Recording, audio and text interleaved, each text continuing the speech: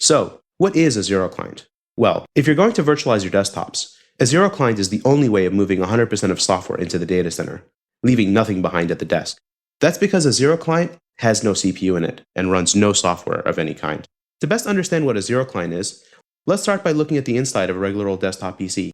Inside there's of course a processor, system memory, a number of I/O peripherals such as display and storage, and most importantly a system bus that ties them all together.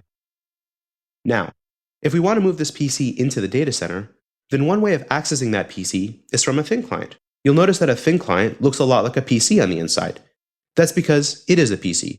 It's just a stripped-down PC running a special application to allow the user to interact with the remote desktop in the data center. I know what you're thinking.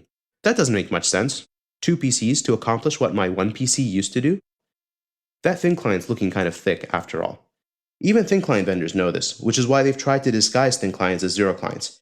They've tried getting rid of the hard drive, and even gone so far as to swap out the x86 processor for other types of processors. But at the end of the day, these so-called zero clients are still thin clients. After all, they have a processor, run an operating system, have drivers, and require management. So what's a real zero client?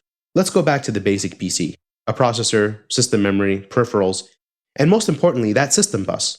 If the PC is now moved to the data center, then a zero client is about stretching that system bus over the network, so that only the peripherals, the display, USB ports, and audio, are at the desk. So there you have it, a CPU, operating system, and 100% of software in the data center, and a zero client with display, USB ports, and audio at the desktop, with the system bus in between stretched over the network. Notice the zero client has no CPU or software of any kind. It's just a bunch of peripherals attached to the network, with drivers in the data center that light up those peripherals over the network. That way, the PC treats the ports on the zero client like their local ports.